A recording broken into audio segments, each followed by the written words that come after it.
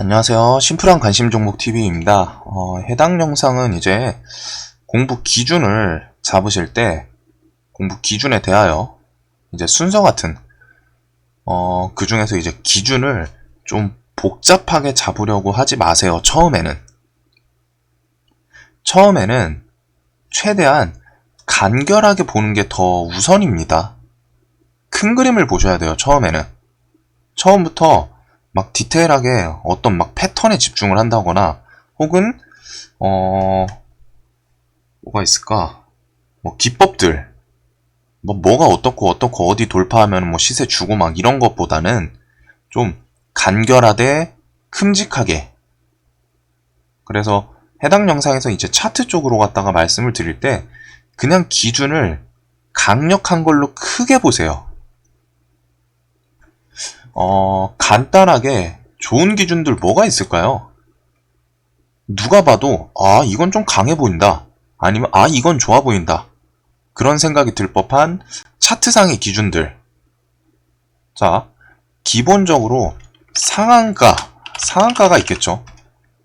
그래서 상한가 간 종목들은 강하니까 뭐가 이유가 있으니까 상을 간 것일 거고, 재료가 있거나 세력들이 돈을 써서 만들든 아니면 뭐 그런 것 때문에 개인들이 눈이 제일 많이 가는 조건 중에 하나입니다. 상한가 간 종목은. 그러면은 이런 식으로 갖다가 하나씩 세이브 시키는 거예요. 처음 기준에다가 상한가도 뭐 점상도 있고 오후장에 간 상한가, 뭐 아침에 간 그런 기준이 있는데 그냥 일단 크게 상한가라는 조건. 그리고서 저는 매일 영상에서 말씀드리는 거래대금도 있겠죠. 거래대금 큰 종목들 뭐 500억이나 1000억. 요즘은 너무 흔하죠. 거래대금이 1년 전만 해도 솔직히 1000억이면 1000억, 2000억 정도면 좀 꽤 터졌네 라는 생각을 했던 것 같아요. 1년 전 시장만 해도. 그런데 그 정도의 거래대금인데 동학개미 운동 후에 시장이 너무 바뀌었어요. 너무. 기본 대금이 상향 평준화가 너무 심하게 됐습니다. 종목들 보면은 지금 이거 뭐 거래대금으로 그냥 있던 거 그냥 대충 나열을 해본 건데 뭐 그냥 5천억, 4천억, 3천억, 3천억, 2,500억, 뭐 1,700억 종목들 보면 뭐 기본이 1, 2천억이에요. 그날 좀 상승 좀 했다 싶으면은 너무 커졌어요. 근데 이런 건 또 당연히 그 상황에 맞게 보긴 해야 하는 거지만 그래도 평균 대비 좀 강하게 크게 잡는다 쳤을 시 난 그냥 뭐 2천억 이상 터진 종목만 볼래. 대신에 이런 LG화학 같은 뭐 대형주나 우량주는 좀 제외하고, 그러면 이거 제외하면 지금 뭐 제일약품, 피플바이오, 아주아이비, 박셀, 자율주행 애들, 우리기술 투자 뭐 요 정도가 좀 보이네요. 거래대금은 기본적으로 작은 것보다는 큰 게 뭐 분명히 차트 자리에 따라서 좀 다르긴 하겠지만 무조건이라고 하긴 좀 그렇긴 해요. 근데 기준봉 만들었을 때 50억, 100억 터지는 종목 매매할 바에는 저는 차라리 높은 자리에 2차든 3차 파동에 있는 그런 종목에서 5천억이든 1조 터진 그런 종목을 차라리 매매합니다. 막 바닥권에서 뭐 100억, 200억 터지는 종목보다 저는 차라리 2차 파동 자리여도 5천억, 1조 이렇게 터진 종목을 매매를 차라리 해요. 저는. 거래대금 터지는 게 좋은 이유는 과거 공부홍 영상에서도 좀 말씀을 드렸었는데 기본적으로 거래대금 터지면은 호가가 좀 탄탄해져요. 거래대금이 크게 터졌다는 거는 시장 관심을 좀 쓸어 담았다는 거죠. 너도 나도 본다는 점. 그래서 시장 참여자들이 그 종목을 최소한 한 번씩은 보거나 매매를 위해 찔러 보았고 한동안도 지켜볼 확률이 높다는 점이에요. 그래서 그거에 따른 좋은 이유들도 그 영상에서는 설명을 드렸습니다. 그래서 대금이 크게 터지는 애들, 자 그리고서 뭐 한 세 번째, 흔히들 처음 차트를 접할 때 배우는 거 있죠. 차트를 어디 HTS, 어떤 증권사 HTS를 켜도 똑같이 나오는 게 있어요. 기본적으로. 이동평균선. 기본적으로 보조지표 중에 가격 이동평균선은 다 처음 HTS를 키면은 세팅이 되어 있습니다. 그래서 차트 처음 접할 때 배우는 거. 정배열 차트 해라. 이동평균선이 뭐 5일선이 5일선, 11선, 21선, 60, 120 배열이 나란히 되어 있는 종목이라던가. 그래서 해당 영상에선 재료 측면을 좀 배제하고 차트로만 봤을 때 100명이 봤을 때 80명 정도는 100명을 다 만족시킬 수는 없어요. 어차피 조건이란 게. 근데 100명 중에 한 80명 정도는 그래. 이런 이유? 그런 거는 해당 종목이 좀 좋아 보이는 이유들이긴 하네. 당연히 강해 보이긴 한다. 라는 생각이 들 수 있는 조건들. 큼직하게 봤을 때. 그리고 저는 이제 좀 좋아하는 것 중에 신고가 종목들. 신고가도 뭐 디테일하게 더 볼 수는 있는데 일단 신고가를 갔다는 거는 해당 종목이 신고가라는 거는 해당 종목이 상장 후에 주가가 제일 높게 올라갔다는 거죠. 단순. 그러면은 혹은 뭐 기간을 설정해 놨으면은 뭐 1년 신고가면은 1년 기간 안에 얘가 지금 가격대가 제일 높다는 거예요. 그래서 그 신고가를 갔다는 거는 종목의 뭐 재무가 좋아졌던가 혹은 재료가 있던가 아니면은 누군가 돈을 썼던가 뭐가 됐든 전에 있던 차트 자리보다 올라갈 이유가 있으니까 신고가를 올라갔겠죠. 자, 그래서 이렇게 나열을 했어요. 이동평균선 거래대금 뭐 한 2천억 이상 요즘 시장 이런 식으로. 자, 처음에는 이렇게 크게 기준을 좀 잡아야 해요. 그 다음에 이 크게 보는 기준들이 좀 익숙해지면은 그 다음에 디테일하게 들어가는 겁니다.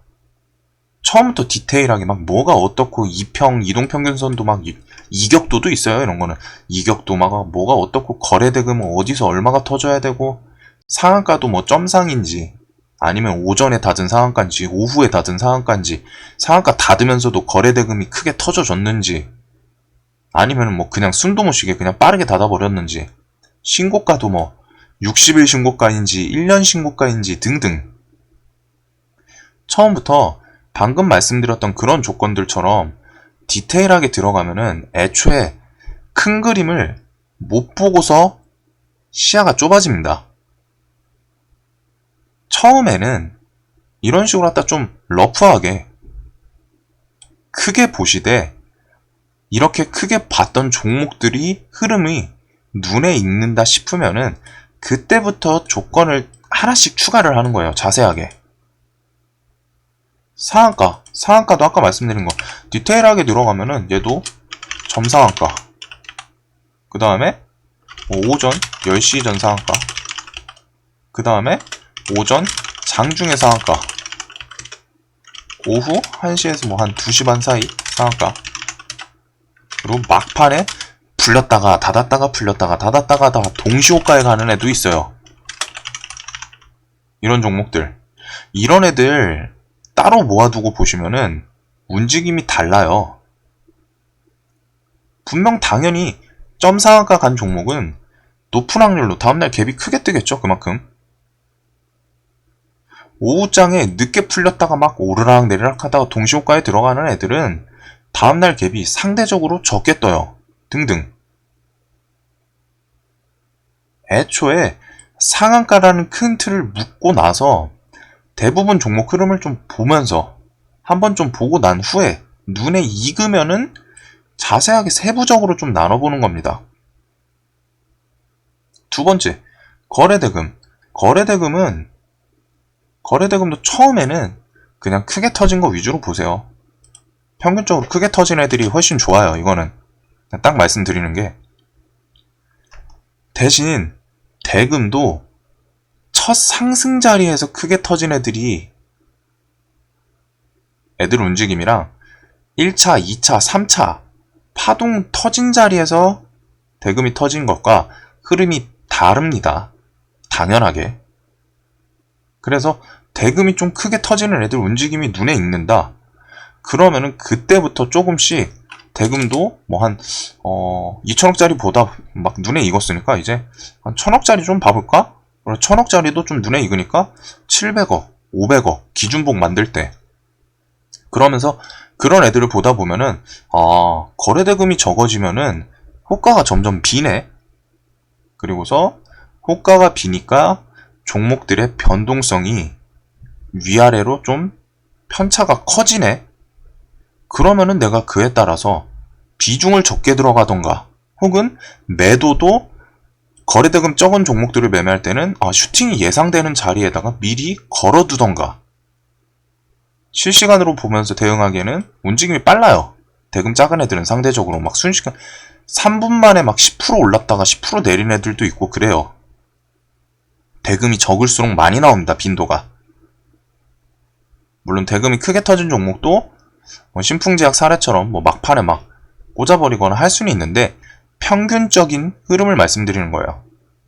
대금이 적을수록 편차가 더 커집니다. 공부할 때 간단하게 수학을 예로 들면은 처음에 뭐 배우죠? 우리? 유치원 다닐 때? 유치원이라고 해야 되나? 어린애들 산수를 배우죠.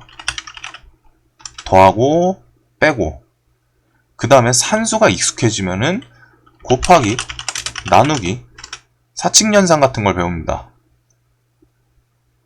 그리고서 뭐 이제 집합 뭐 이런 거 쭉쭉 배우고서 올라가다 보면은 미분, 적분 등으로 순차적으로 쭉 이어지는 것처럼 처음부터 미분, 적분을 보려고 하면은 그 전에 기본적으로 산수 곱하기 나누기도 안 되는데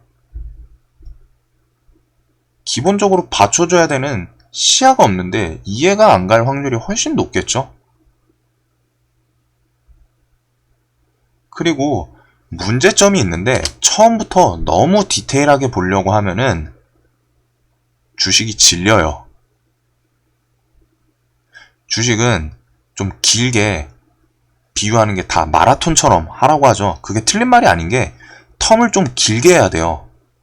내가 애초부터 텀을 길게 보면서 마라톤 하듯이 하겠다 하면서 심리적으로 갖다가 좀 여유롭게 큰 텀을 두고서 매매하는 분들과 나는 지금 이거 당장 오늘 풀베팅 때려가지고 풀로 수익 다 내야겠어 이렇게 접근하시는 분들이랑 결국 성공하시는 분들 혹은 돈을 벌고 살아남으시는 분들은 마라톤처럼 천천히 여유롭게 접근하시는 분들이에요. 심리에 쫓기지도 않고 이성적인 판단을 할 수 있기 때문에.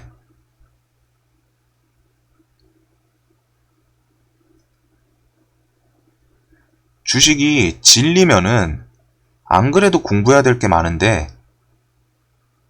너무 열내 가지고 하면은 금방 질려요.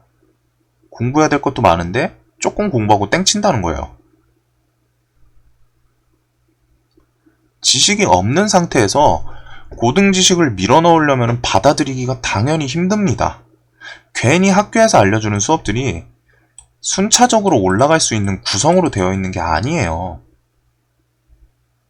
그래서 처음에는 조건을 좀 복잡하게 잡지 말고 크게 보세요. 처음에는 종목들 상한가 간 종목들이라던가 혹은 대금 크게 터진 애들 이런 거 뭐 날마다 나오죠. 그래서 날마다 날짜 적어두고 저는 이런 거 정리 안 하긴 하는데 과거 했던 거예요. 상한가도 지금 있죠. 상한가 4월 지금 뭐 좀 날릴 거 다 날리고서 이거 그냥 있는 건데 얘는 볼 필요 없어요 저는. 근데 이런 식으로 왔다가 그냥 모아보세요. 처음에는 기준을 좀 크게 해가지고 날마다 날짜 막 적어두고 관심 종목에 저장해두고 그런 애들 지나면서 흐름이 어떻게 갔는지 이거 아마 올해였던 것 같은데 제가 뭔가 좀 기법 하나 좀 생각나가지고 만들려고 했던 것 같은데 20년 4월이네요. 하다가 말았네. 그 전에도 있었던 거 막 삭제하고 이런 식으로 했다가 어떤 검색식에 있던 제가 뭔가 조건을 넣었겠죠. 그 조건에 있던 것들을 막 이런 식으로 갖다 모았던 거예요. 모으고서 기준을 이제 그때부터 디테일하게 좀 자를 거 자르고. 근데 이런 애들로 지나면서 흐름이 어떻게 변했는지 3일 후에 보고, 일주일 후에 보고, 한 달 후에 보고, 반년 후에 보고, 이런 거 날마다 나오죠. 그래서 날마다 이거를 꼭 모아두시는 거, 뭔가 조건을 좀 크게 해서 처음에는 그렇게 보다 보면은 분명히 좋은 흐름을 보여준 종목들이 있는 반면에 박살나는 애들도 나와요. 지금 그냥 여기서 딱 봤을 때 코로나 관련 종목들이죠. 3월달 코로나 급락했던 시장이니까 지금 딱 봐도 그냥 코로나 관련 종목들이에요. 자, 지금 뭐 이거는 뭐 드론 뭐 이런 거인 것 같은데 진단키트, SV 인베스트먼트, 서울제약은 얘가 뭘로 올랐었지? 좀 가물가물하네요. 얘는 한진칼은 지분 싸움이었었던 거고, 마크로제는 그 이뮨메드 관련해서 2등주로 갖다 좀 움직였었고, 동양은 택배. 저는 보니까 아직 기억나네요. 네페스는 뭐 반도체고, 엑세스바이오 이거는 진단키트, 뭐 자율주행, 프로스테믹스가 아마 그때 그 사이토카인 아니면은 탈모 뭐 요거 치료제 뭐 이런 거 관련해서 좀 올랐던 것 같고, 요 날은 뭔진 몰라도 진단키트가 딱 휩쓸었네요. 오상자일, EDGC, 시젠, 수젠텍, 뭐 미코, 엑세스바이오, 바디텍메드 다 진단키트네요. 지금 보이는 게. 그 외에 뭐 파미셀, 진원생명과학 치료제들, 이런 애들 흐름 3월 9일이었어요.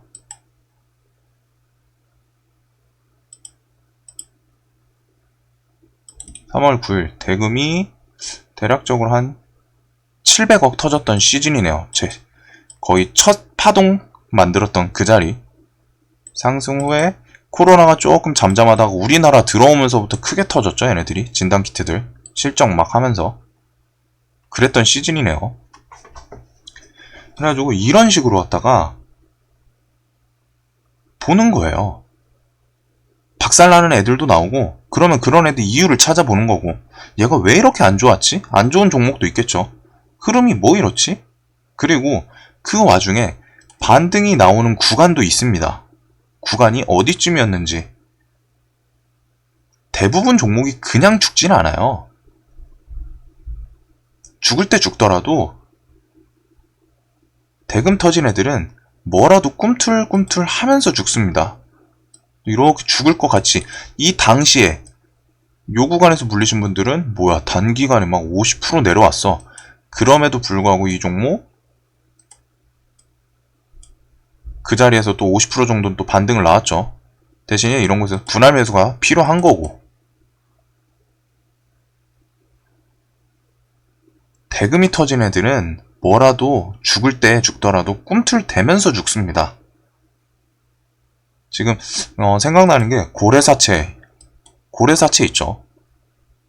고래가 바다에서 죽으면은 바다 위에 떠다닌다고 해요.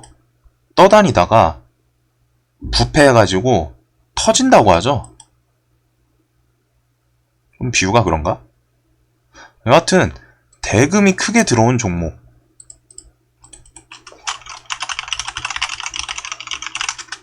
고래 죽을 때 거의 대부분 곱게는 안 죽는다.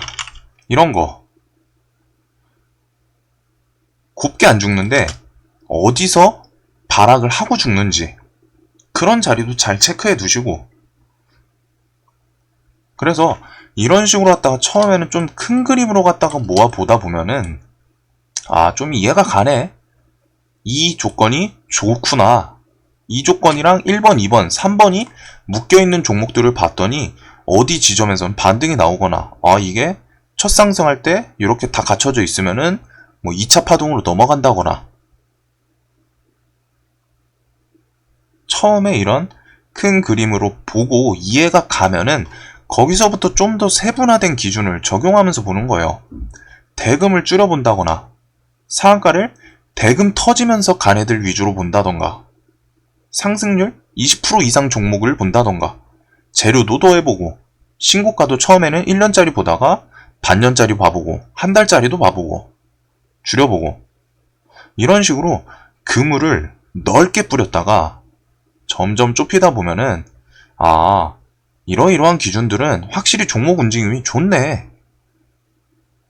거래대금은 제가 좀 반대로 말씀드린 느낌이 있는데 아까 전에 말씀드렸지만 그냥 딱 말씀드리면 대금은 그냥 크게 터진 애들이 더 좋아요. 큰 게 좋아요.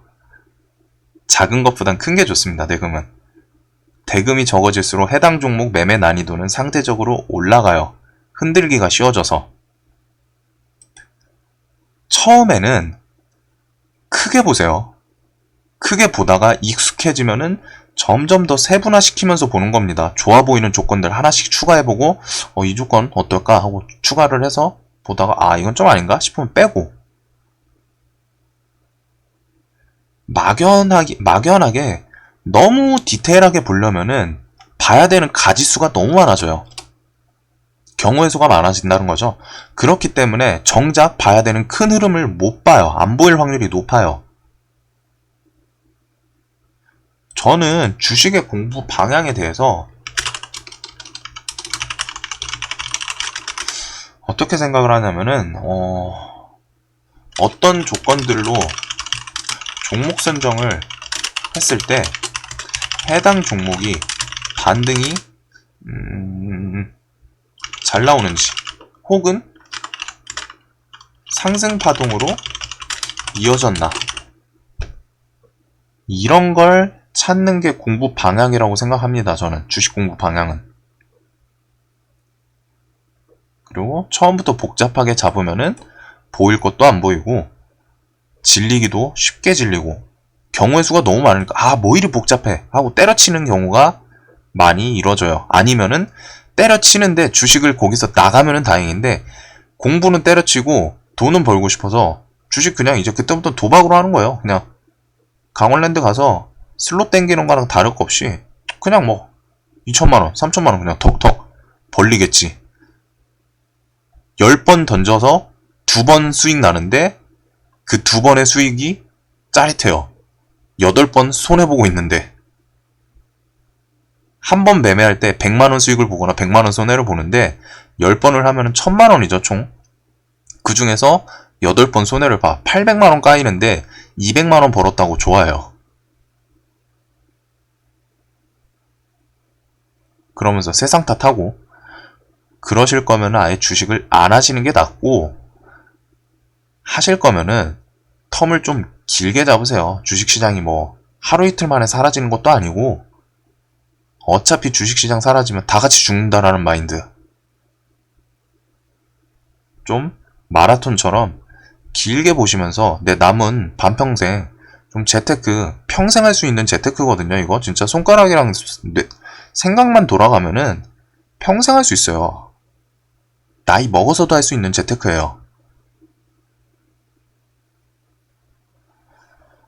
여하튼 영상이 도움 되셨다면 구독과 좋아요 꼭 좀 부탁드리고 영상 봐주셔서 감사합니다.